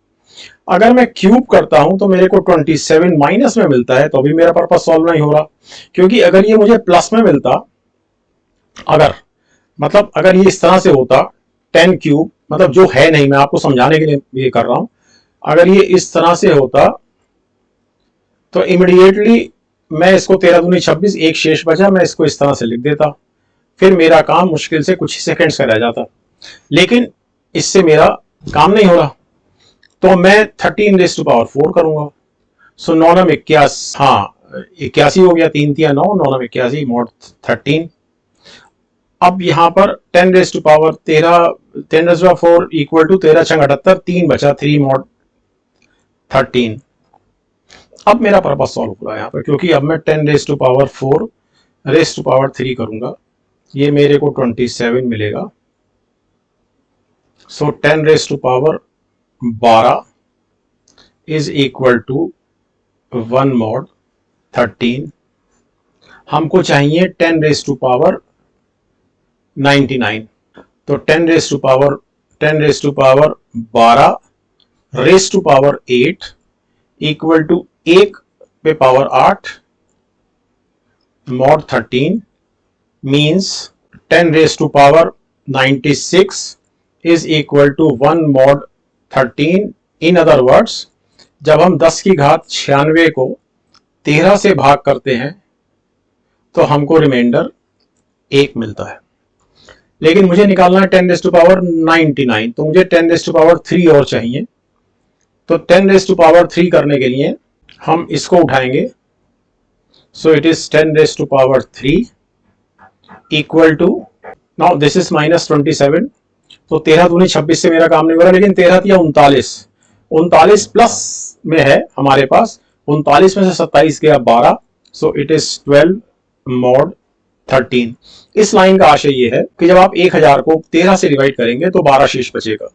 मैं आपको करके भी दिखा देता हूं। जब हम 1000 को 13 से भाग करेंगे तो 13 सत्ते 91, 90, 13 छंग 78, 12। तो अब हमारे पास दो चीजें हैं, एक रिलेशन ये है और दूसरा रिलेशन ये है। इन दोनों की मैं गुणा करूंगा, यानी कि मैं 1 इंटू 2 कर रहा हूं। तो 1 इंटू 2 करते ही मेरे पास 10⁻99 इक्वल टू 12 मॉड 13। तो 10 की घात 99 को जब हम 13 से भाग करते हैं तो हमको 12 शेष मिलता है। तो अब हम इसको यहाँ पर दो भाग में तोड़ सकते हैं। रिमाइंडर 10 की घात 99 बटे 13, ये remainder, minus remainder when 1 is divided by 13। तो अभी आपने इस स्लाइड पर देखा है कि जब हम 10 की घात 99 को 13 से डिवाइड करते हैं तो 12 बचता है। So this is 12 and of course this is -1। जब आप 1 को 13 से डिवाइड करेंगे तो 1 ही बचेगा। करके दिखा देता हूं। जब आप 1 को 13 से डिवाइड करेंगे तो 1 शेष बचेगा, तो 12 minus 1 equal to 11। So option A is the answer. ये जो तरीके से, जिस मॉडुलर अरिथमेटिक के तरीके से मैंने इस प्रश्न को किया, ये सरलतम तरीका है इस तरह के प्रश्नों को हल करने का। अदरवाइज प्रश्न पहली बार में जब कोई भी कैंडिडेट देखता है तो उसको निश्चित रूप से बहुत भारी सवाल लगता है, लेकिन ये है नहीं। So I hope you got the point कि ये प्रश्न किस तरह से किया गया। नेक्स्ट क्वेश्चन लेते हैं। इस प्रश्न को देखें। Each digit of 9 digit number is 1। तो हमारे पास ये नंबर है 1 2 3 4 5 6 7 8 9। सो this is the given number. Okay, और इसको इसी संख्या से गुणा कर दिया जाता है। 1 2 3 4 5 6 7 8 9, इसी संख्या से गुणा किया जा रहा है। तो जो रिजल्ट आएगा उनकी डिजिट्स का सम क्या होगा, ये प्रश्न। फिर से ये प्रश्न देखने में थोड़ा टफ लग सकता है, टाइम कंज्यूमिंग लग सकता है, कौन इतनी बड़ी गुणा करेगा। तो हम एक बड़ा सिंपल सा शॉर्टकट इसमें लगाएंगे, बल्कि एक कंसेप्ट लगाएंगे इसमें।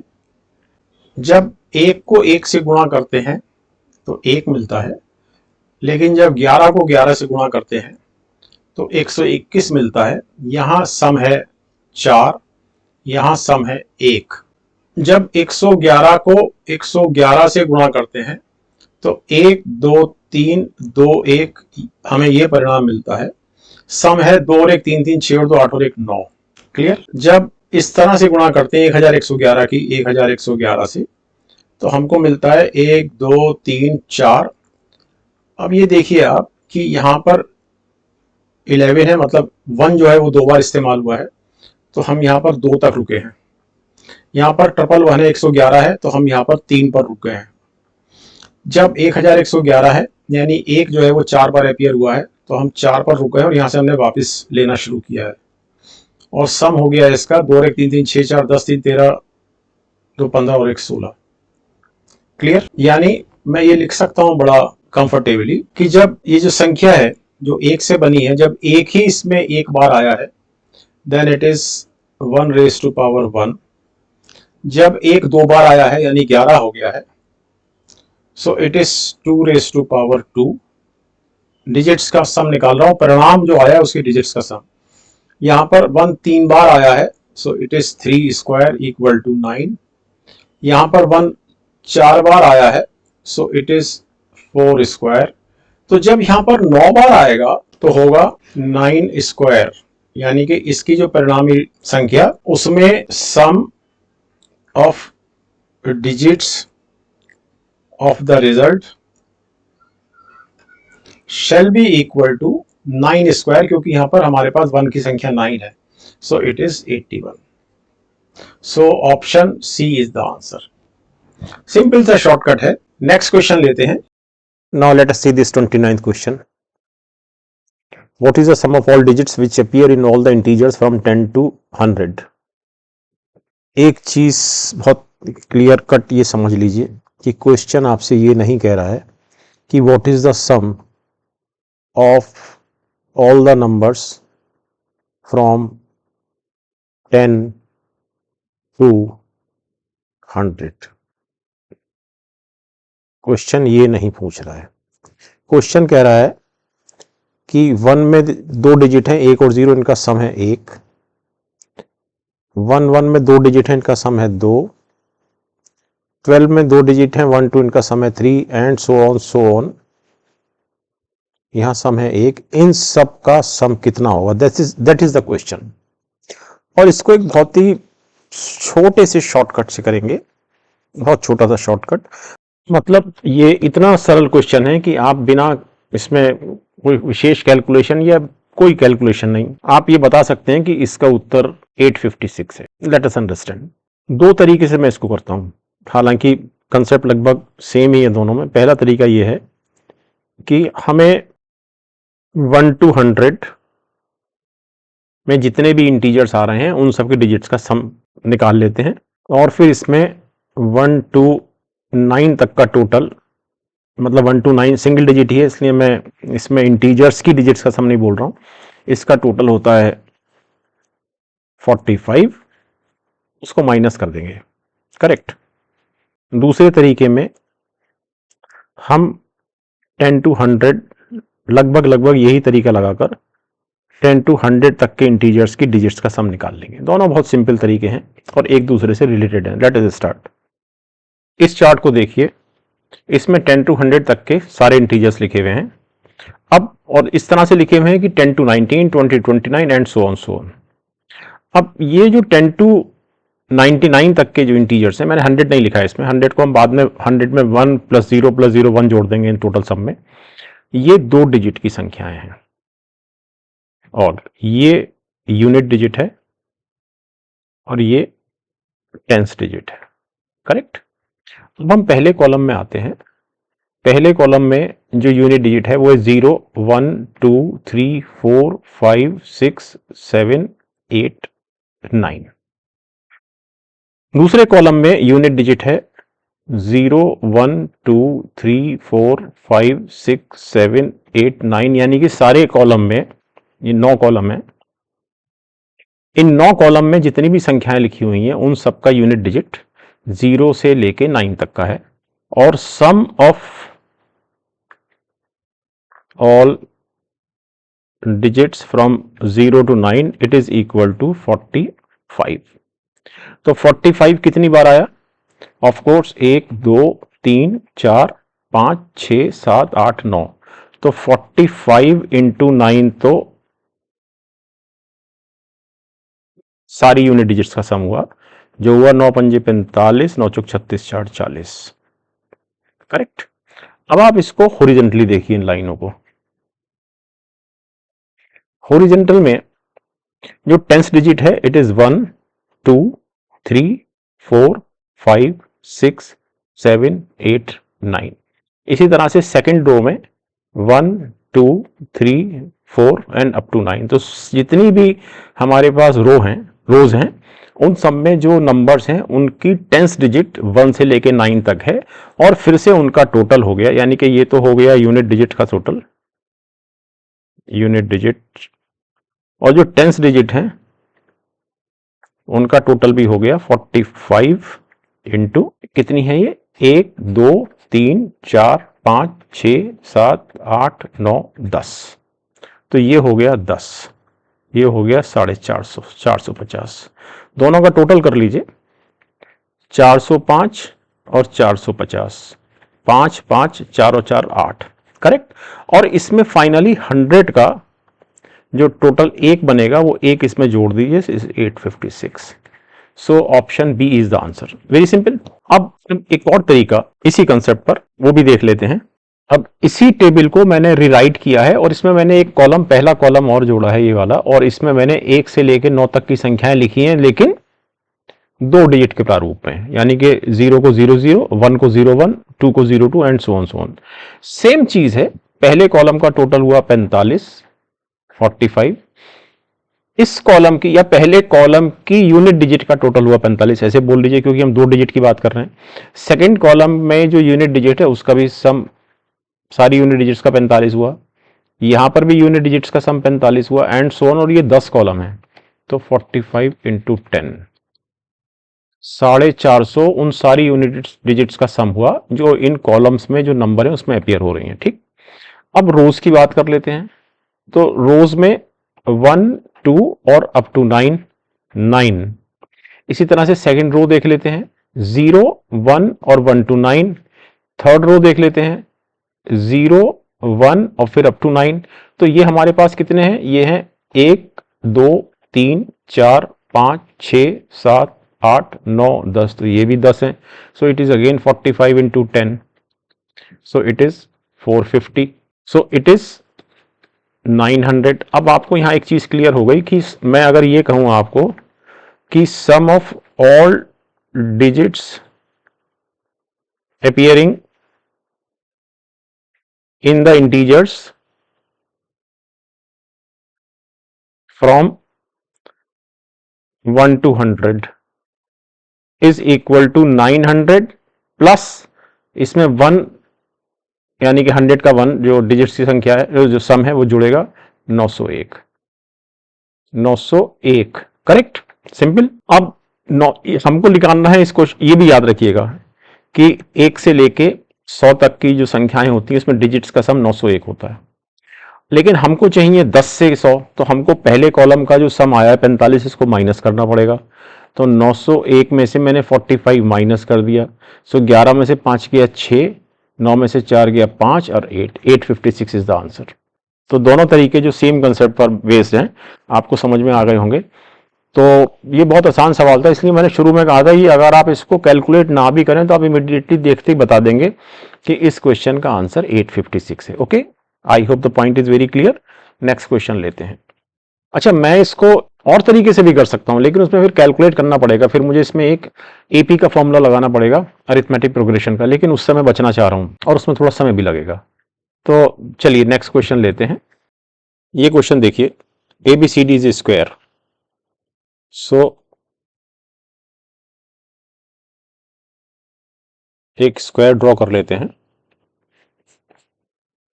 ABCD, ABCD is square, 1 point on each of AB and CD। एक पॉइंट यहां, एक पॉइंट यहां, and 2 distinct points on each of BC and DA। तो 2 पॉइंट्स यहां और 2 पॉइंट्स यहां are chosen how many distinct triangles can be drawn using any 3 points as vertices out of these 6 point. ये बहुत सरल सवाल है। आपके पास जो उपलब्ध पॉइंट्स हैं वो हैं 6। कौन कौन से? 1 2 3 4 5 6। और ट्राइंगल कितने पॉइंट्स को, एनी 3 पॉइंट्स को लेकर ट्राइंगल बनता है। तो हमें 6 में से कोई से भी 3 पॉइंट्स उठाने हैं and order does not matter. तो जब ऑर्डर मैटर नहीं करता है तो हम कॉम्बिनेशन का यूज करते हैं। करेक्ट। तो ये हुआ 6c3 means 6 into 5 into 4 upon 1 into 2 into 3. So this is 20. So option C is the answer. Simple, ये बहुत सरल सवाल था। नेक्स्ट क्वेश्चन लेते हैं। अब ये क्वेश्चन देखते हैं। A box contains 14 black balls, 20 blue balls, 26 green balls, 28 yellow balls, 38 red balls and 54 white balls. Consider the following statements. The smallest number n such that any n balls drawn from the box randomly must contain one full group of at least one color is 175. देखिए, इस question को समझाने के लिए मैं आपको एक दूसरे सिनेरियो में लेके जाता हूँ। तो होता क्या है कि हम जब इतनी बड़ी बड़ी फिगर देखते हैं तो थोड़ा सा हमको टेंशन होने लगती है। तो मैं आपको एक छोटा छोटा एग्जाम्पल लेता हूँ। छोटा मतलब जिसमें दो ही तरह के रंग हैं और नंबर भी थोड़ा छोटा है, तो आपको चीज़ तुरंत समझ में आएगी। ओके, और उसको फिर हम उस विधि को इसमें लगाएंगे। तो ये मानते हैं अब हम एक एग्जाम्पल में कि हमारे पास 5 ब्लैक बॉल हैं और से 8 जो है वो ब्लू बॉल है। करेक्ट। टोटल हमारे पास 13 बॉल है। ओके, अब पहले सिनेरियो पर आते हैं। The smallest number n such that any n balls drawn from the box randomly must contain one full group of at least one colour. Simple. इसका मतलब ये है कि अगर मेरे पास 4 ब्लैक हो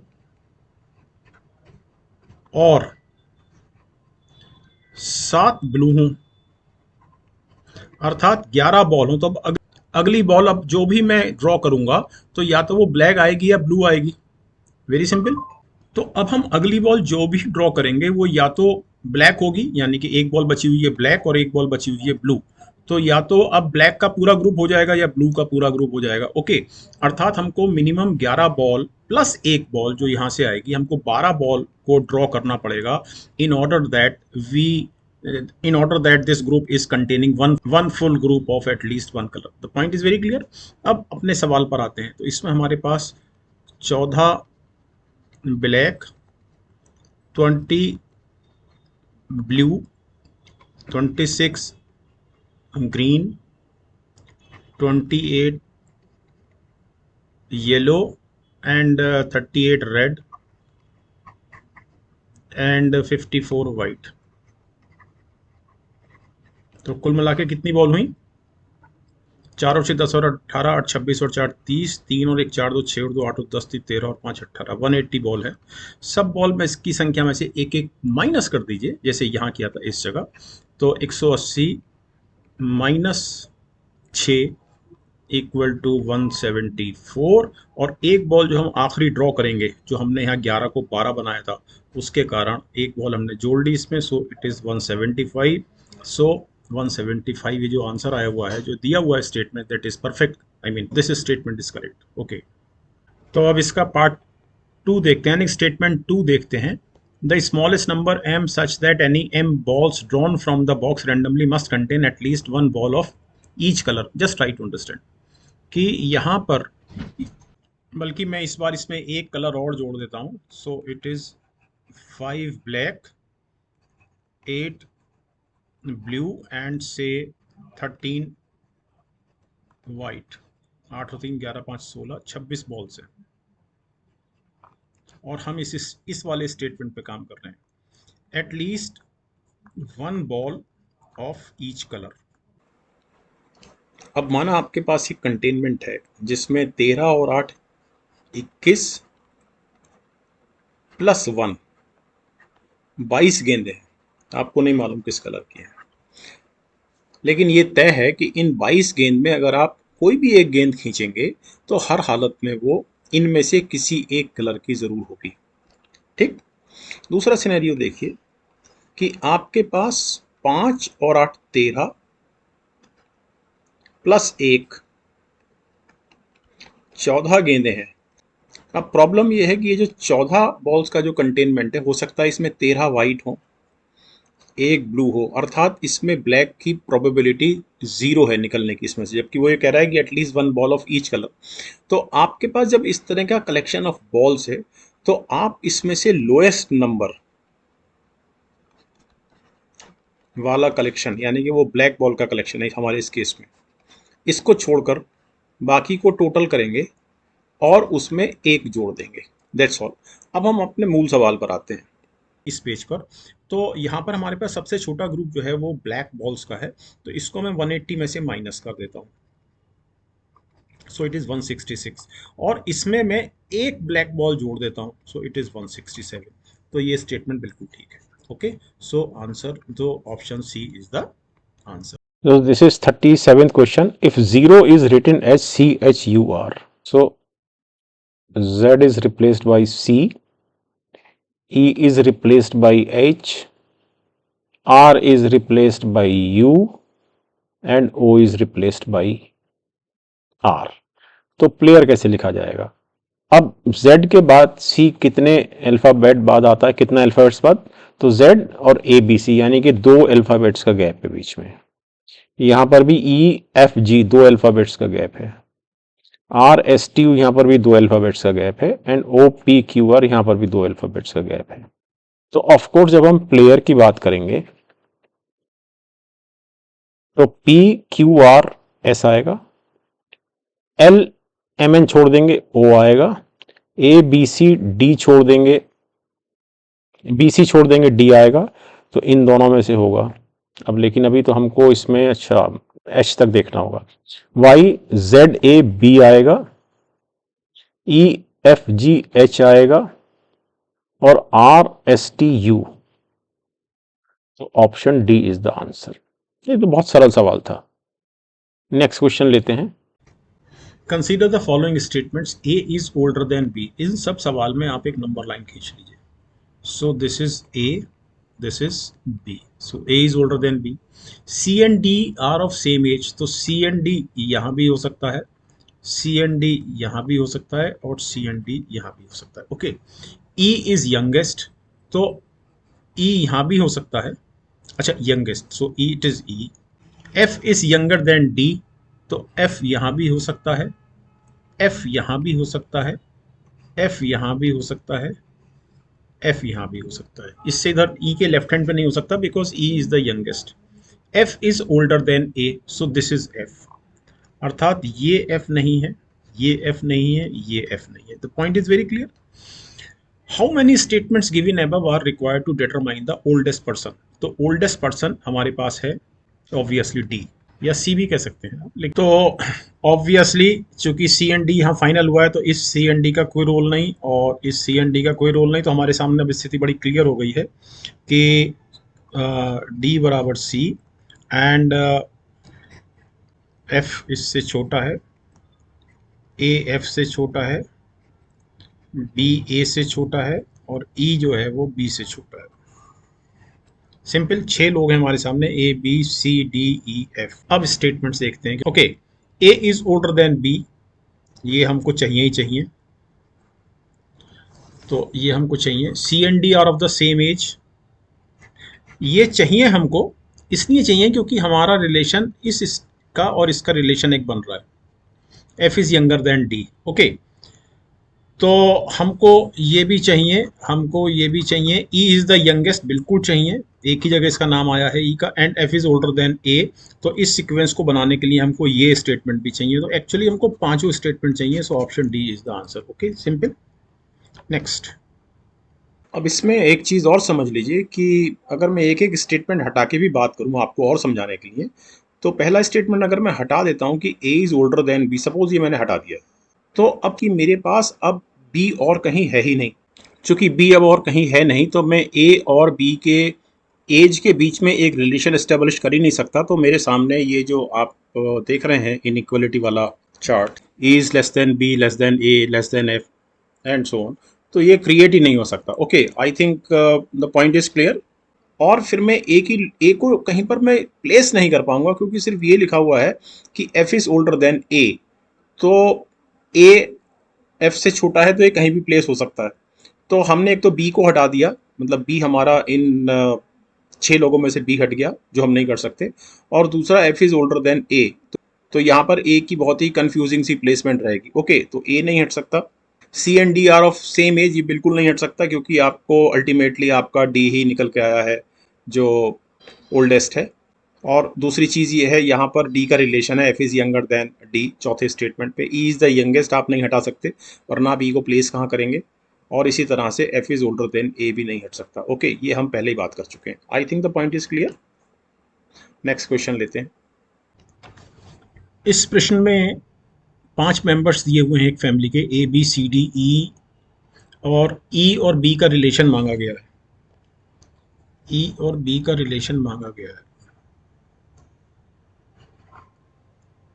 what is the relation of E to B? Statement, 4 statement दिए गए हैं और फिर आगे आपके सामने क्वेश्चन है कि कौन कौन से स्टेटमेंट्स सफिशिएंटली रिक्वायर्ड हैं इस क्वेश्चन का आंसर देने के लिए। और जो आखिरी ऑप्शन ये है वो ये है कि all 4 statements are not sufficient to answer the question. तो स्टेटमेंट देखते हैं और इसका एक बहुत छोटा सा एक फिगर बनाते हैं। So first statement is A and B are a married couple. A and B are married couple. Okay, D is the father of C. D is the father of C. E is D's son.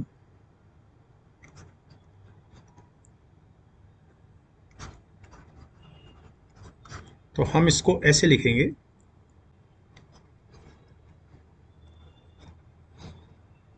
Okay. And A and B are married couple. T is the father of C. E is D's son. A and C are sisters. Means अब हम इसको ऐसे जोड़ देंगे। So D is the father. ये दोनों sisters हैं। Obviously ये जो B है ये husband है A का। A and B are a married couple, तो यहाँ से ये नहीं समझ में आ रहा था कौन हस्बैंड है, लेकिन ऑब्वियसली इस लाइन से और इस लाइन को साथ साथ पढ़ने पर हमारे सामने ए बी सी डी ई के बीच के रिश्तों का ये चार्ट बनता है। ओके, तो बड़ी सिंपल सी चीज़ ये है कि हमें रिलेशन निकालने के लिए ई एंड बी। सो ई जो है वो ब्रदर इन लॉ है बी का। सिंपल, तो हमें ये चारों स्टेटमेंट चाहिए। ये सरल सवाल था। So obviously option C is the answer. Okay, next question लेते हैं। Choose the group which is different from the others. 17, 37, 47, 97 all prime. ये तो देखने से मेरी सलाह आपको ये है, मैं अपनी हर क्लास में बोलता हूँ कि 100 तक के सारे प्राइम आपको याद होने चाहिए, प्राइम नंबर्स। 25 तक की संख्याओं का आपको स्क्वायर याद होना चाहिए। 20 तक की संख्याओं का आपको हिंदी में हम बोलते हैं पहाड़ा, याद होना चाहिए। ओके, सो ये ऑल प्राइम्स, ये भी सब प्राइम, 71, 73, 70 ये भी सब prime, 83 is prime, 89 is prime, 97 is prime, but 91 is composite. So option D is the answer. It is different. This group is different from all these 3 in the sense that this group D is having one composite number, while all other groups of the numbers are not having any composite. All are consisting of prime numbers only. Okay, next question लेते हैं। So 44th. A principal P becomes Q in 1 year when compounded half yearly with R% annual rate of interest. यानी कि he is trying to say कि ये principal ये R% compounded half yearly annual rate of interest, तो ये R/200 की power 2। So this is Q, ये Q है। Okay, if the same principal P becomes Q in 1 year when compounded annually, तो आप सिंपल इंटरेस्ट निकालें और सिंपल इंटरेस्ट निकाल के आप प्रिंसिपल में जोड़ दें, या मैं इसी फॉर्मूले से कर देता हूँ। So it also becomes Q, so this is equal to P, so it is 1 plus S upon 100. Obviously rate of interest annually compound हो रहा है और 1 साल के लिए, सो दिस इज ऑल्सो क्लियर। ये दोनों बराबर है, पी से पी कैंसिल हो गया, सो दिस इज 1 प्लस 2r/200। एक लाइन एक्स्ट्रा दे रहा हूँ आपको समझाने के लिए, अदरवाइज जरूरत नहीं है। r/200 का whole square, a plus b whole square का फॉर्मूला मैंने लगाया है, सो a plus b whole square equal to a square plus 2ab plus b square and it is 1 plus s/100, क्योंकि ये p और ये p एक दूसरे को कैंसिल कर चुके हैं। ओके, 1 भी कैंसिल हो गया और 100 भी कैंसिल कर देता हूँ, so it is r/100, 100 cancel हो गया, सो दिस इज r, 1 भी कैंसिल हो गया, ये 1 इस 1 से कैंसिल हो गया, so r plus r square upon 400 equal to s। Simple. So in other words, आपको एक लाइन और दे रहा हूँ एक्सप्लेन करने के लिए, it is r into 1 plus r upon 400, अर्थात आपको s कब मिल रहा है, जब r में किसी का मल्टीप्लीकेशन हो रहा है। इस r में हम मल्टीप्लाई कर रहे हैं 1 प्लस r अपॉन 100 को, तब हमको s मिल रहा है, तो निश्चित रूप से s जो है वो r से बड़ा है, अर्थात r जो है वो s से छोटा है। इस रिलेशन से s is greater than r, in other words r is less then s। तो ये एक बहुत सरल सवाल था। Okay, next question. So this is 45th question. How many natural numbers are there which give a remainder of 31 when 1186 is divided by these natural numbers? एक simple shortcut लगाएंगे modular arithmetic का। ये दिया गया है कि जब 1186 को सम नंबर p से डिवाइड करते हैं तो 31 रिमाइंडर बचता है। ठीक, so in other words this is 1186 minus 31 equal to 0 mod p और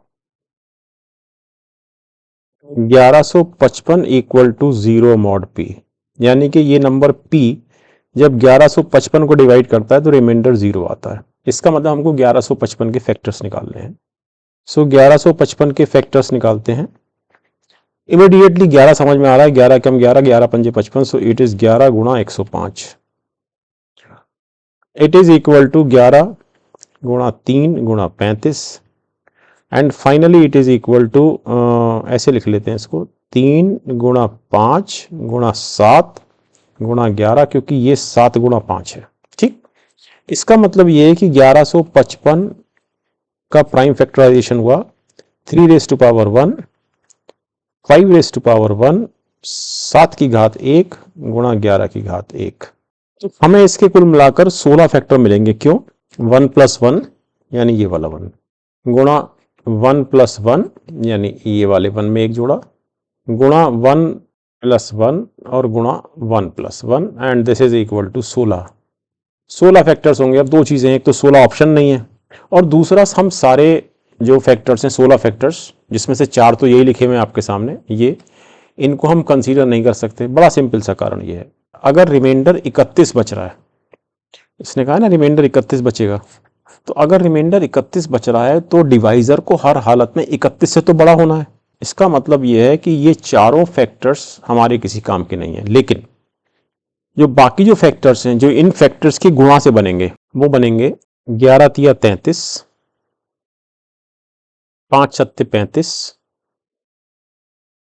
11 पंजे 55,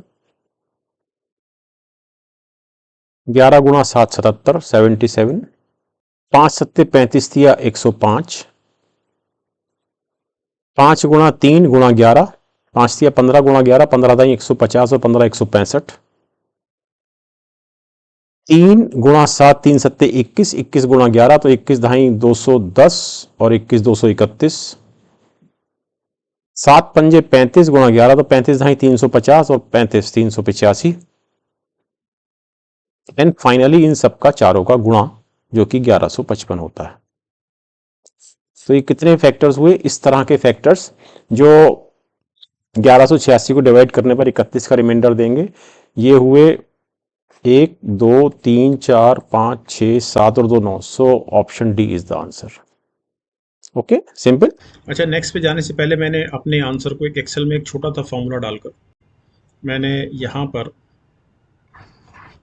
ये फॉर्मूला डाला और मैंने चेक किया है, ये सेम 33, 105, 165, 231, 1155, 35, 55, 350, 77, इन सब से जब इस नंबर को हम डिवाइड करते हैं तो सब जगह हमको रिमाइंडर 31 ही मिलता है। Okay, next. So this is 46 question of the paper and simple question, थोड़ा सा कैलकुलेशन है बट आसान सवाल है। Let PP, QQ and RR be two digit numbers where P is less than Q less than R. If PP plus QQ plus RR is equal to TT0 where TT0 is a three digit number ending with 0, consider the following statements. तो पहले हम कुछ base तैयार कर लेते हैं। So of course PP can always be written as 11P. कारण बड़ा सिंपल सा है कि PP is 10P plus P, hence it is 11P, 11P. For example 44, so it is 11P, 11 into 4. Correct? Similarly QQ equal to 11Q and RR is equal to 11R. So for the given equation, we have 11P plus 11Q plus 11R equal to 110T because 100 TTO, मैं आपको एक चीज समझाता हूं। For example लिखा हुआ है 220, so 220 can always be written as 100 into 2 plus 10 into 2 plus 0, so it is 110 into 2. Correct. तो अब इस इक्वेशन पे हम लोग काम कर रहे हैं। नेक्स्ट पेज लेते हैं। So equation 1 becomes P plus Q plus R equal to 10T। इसमें से हमने 11 को बाहर कर दिया। करेक्ट। अब since P is less then Q less than R, यानी नंबर लाइन पर अगर हम देखें, सो this is P, this is Q, this is R। R की जो मैक्सिमम वैल्यू है वो 9 हो सकती है, Q की मैक्सिमम वैल्यू 8 हो सकती है इस रिलेशन में, और P की मैक्सिमम वैल्यू 7 हो सकती है। यानी कि 10T की जो मैक्सिमम वैल्यू है वो हो सकती है 9 और 8 17 और 10 27 मैक्सिमम वैल्यू। लेकिन तब T हमको एक इंटीग्रल वैल्यू नहीं मिलेगी। करेक्ट। इसका मतलब maximum of 10T can always be 20, otherwise 10। Means T की वैल्यू जो है वो या तो 2 हो सकती है या 1 हो सकती है, इसके अलावा T की वैल्यू नहीं हो सकती। ठीक। अब हमारे पास दो म्यूचुअली एक्सक्लूसिव केस हैं, T is either 2 I mean equal to 2 और T इज इक्वल टू 1। दोनों को देख लेते हैं। तो अब देखिए पहला केस लेते हैं, when P plus Q plus R is equal to 10। तो of course R can not be equal to 9, क्योंकि अगर R 9 के बराबर होगा P plus Q will be equal to 1, impossible, क्योंकि तब P को 0 होना पड़ेगा। P चूंकि Q से छोटा है तो Q तो 1 हो जाएगा, लेकिन P को 0 होना पड़ेगा, लेकिन यह संभव नहीं है इसके कारण। ठीक, क्योंकि PP हमको 2 डिजिट नंबर दिया गया है। ओके। अब R जो है वो 8 भी नहीं हो सकता, क्योंकि अगर R 8 होगा तो P प्लस Q जो है वो 2 हो जाएगा, बट इट इज इम्पॉसिबल, क्योंकि अब यहां पर दो केस बनेंगे कि या तो P और Q बराबर होगा 1 और 1, नॉट पॉसिबल, क्योंकि हमको दिया गया है कि P is less then Q less than R, या Q होगा 2 और P फिर से 0 होगा, नॉट पॉसिबल। तो R की ये दोनों वैल्यू संभव नहीं है। Now let us take R equal to 7। जब R इक्वल टू 7 तो of course P plus Q equal to 3। तो हमारे पास यहां पर P is equal to 1 and Q is equal to 2। इसके अलावा कोई पॉसिबिलिटी है ही नहीं, क्योंकि Q 1 नहीं हो सकता, क्योंकि Q को P से बड़ा होना है। Next R equal to 6, so P plus Q is equal to 4। तो यहां पर हर हालत में P और Q दो नहीं हो सकते, क्योंकि P को Q से छोटा होना है, तो Q को 3 होना है यहां पर, Q is equal to 3 and P is equal to 1। अब R इक्वल टू 5 लेते हैं, so P plus Q equal to 5।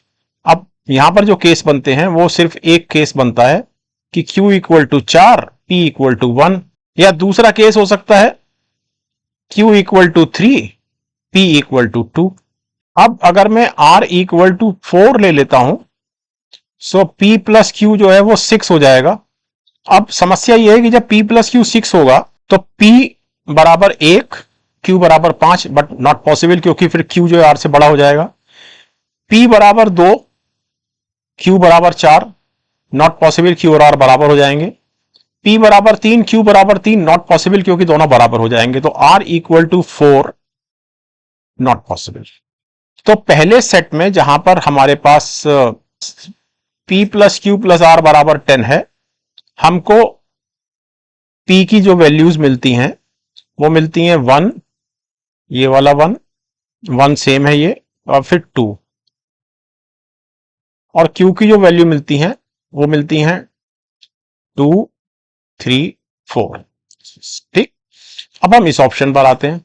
यहां पर सपोज R बराबर 9, जब R बराबर 9 तो P plus Q equal to 11, P plus Q equal to 11, so P is 5, Q is 6, P is 4, Q is 7, P is 3, Q is 8।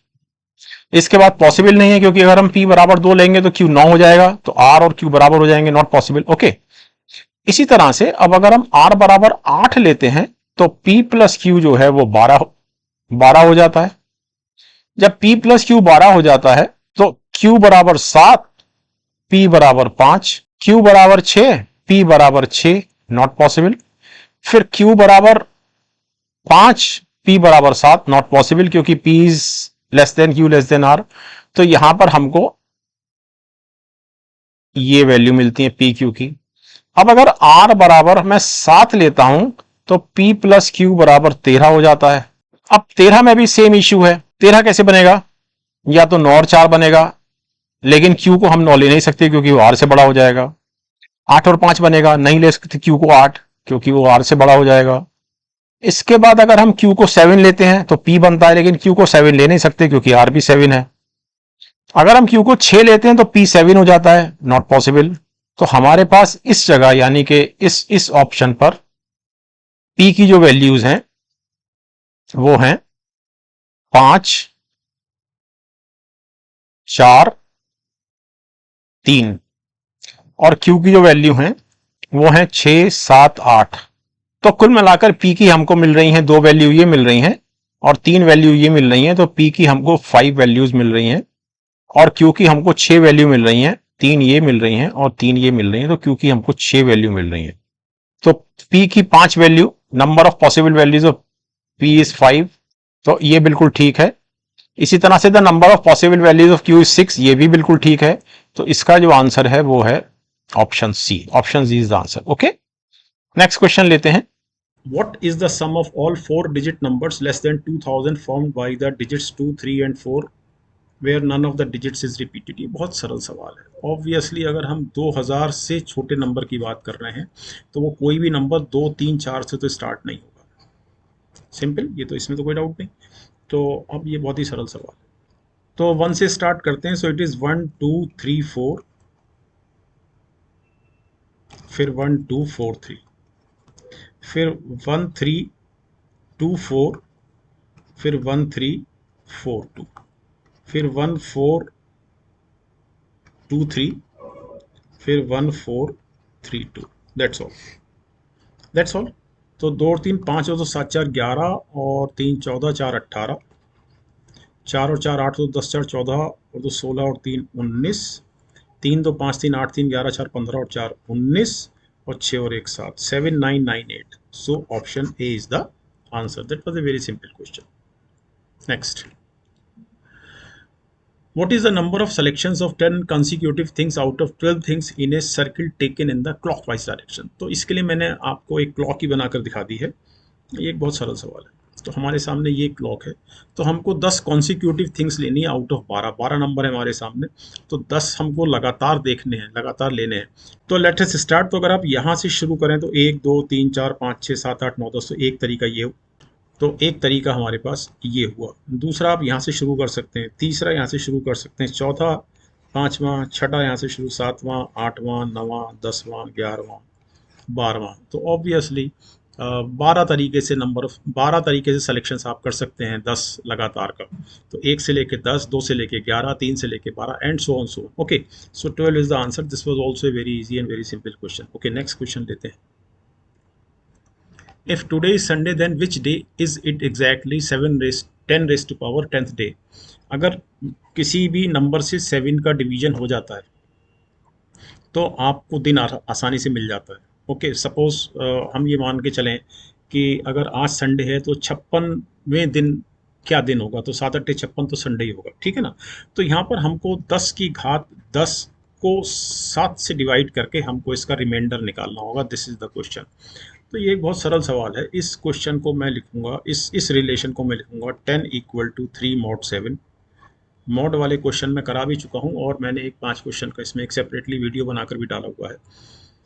So 10 equal to 3 mod 7 because 10 minus 3 equal to 7, 7 और 7 से जाता है। Okay, मैं ये कहना चाह रहा हूँ it is 7 equal to 0 mod 7, क्योंकि ये 3 जब इधर ट्रांसपोज होगा तो 7 हो जाएगा। या हम ये कहें कि हम 10 को 7 से भाग करेंगे तो 3 बचेगा, सिंपल।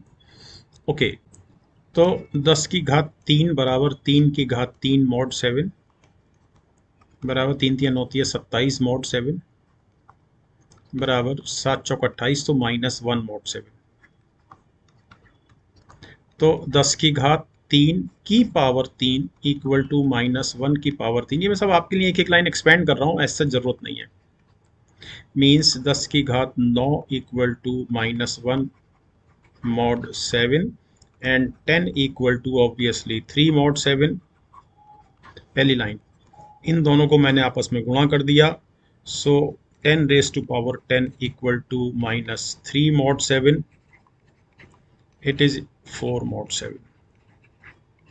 इसका अर्थ ये है कि जब 10 रेज टू पावर 10 को हम 7 से डिवाइड करते हैं तो 4 शेष बचता है। Okay, now 4 starts with obviously Monday, so Monday, Tuesday, Wednesday, Thursday, so this is the 4th day, so option B is the answer. That was a very simple and very easy question. Okay, next question लेते हैं। मेरी सलाह है कि ये modulus वाले questions आपको कर लेने चाहिए, इससे चीज़ें बहुत सरल हो जाती हैं। देयर आर 3 ट्रैफिक सिग्नल्स, ये 3 ट्रैफिक सिग्नल्स हैं। Each signal changes colour from green to red, green to red, ठीक।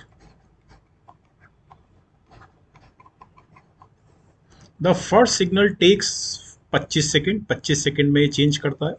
Second signal takes 39 second and third signal takes 60 seconds to change the colour from green to red. The duration for green and red colours are same, यानी कि red से green होने में भी इसको 25 second ही लगेंगे, इसको 39 सेकेंड और इसको 60 सेकेंड लगेंगे रेड से ग्रीन होने में। At 2 PM they together turn green, at what time will they change to green next simultaneously. ये बहुत सरल सवाल है, हमको 25, 39 और 60 का हमको एलसीएम निकालना है, correct. So 3, 25, 13, 20 and it is 5 पंजे 25, 13 और 5 20, सो इट इज 3 पंजे 15 गुणा 13 पंजे 65, इसको ध्यान रखिए मैंने 4 से गुणा नहीं किया है, सो इट इज 60 गुणा 65 सेकेंड। अब यहाँ से इमीडिएटली आपको 65 मिनट मिल गया, क्योंकि यहाँ 60 से गुणा है, इसलिए मैंने इसको यहाँ गुणा नहीं किया था। ये छोटी छोटी चीज़ें हैं, एग्जाम में काम आती हैं। 65 मिनट, 65 मिनट का मतलब हुआ 3:05, लेकिन वो ऑप्शन इसमें है नहीं, तो 3:05 में अगला 65 मिनट फिर से जोड़ दीजिए, यानी कि 3:05 में जब आप अगला 65 मिनट जोड़ेंगे तो obviously 4:10। So option B is the answer. It was a very very very simple question.